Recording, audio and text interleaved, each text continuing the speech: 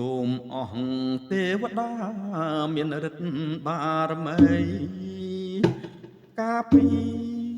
រទឹកដីកម្ពុជាយើងផងកុំឲ្យចោលសៀមលៀនពៀនដែនឆ្លងផ្សែងទ្របរំលងជាងចាញ់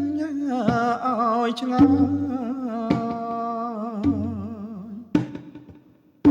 ខ្មែររងទុកធ្ងន់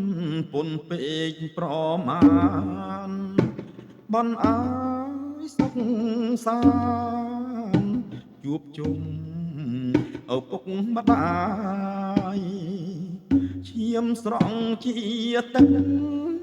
ខ្មែរនឹកសែនស្ដាយត្រឹមមើលឆោមឆាយឆ្ងាយអូនមួយគ្រាល្មមឈប់ឆ្លៀនពៀនស្រែកឃ្លានដីខ្មែររស់នៅសំតាយកយល់នឹងគ្នាបើហ៊ានប្រមាថសៀមជួបមកកម្ពីប្រាសាទព្រះវិហារក៏ជាមេតបពីថ្ងៃនេះទៅមានតែសន្តិភាពរសៀលទុនទៀប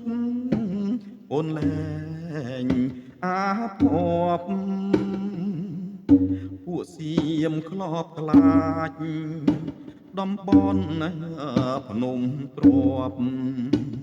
ស្ម័គ្រធ្វើកងទ័ពការពារទឹកដី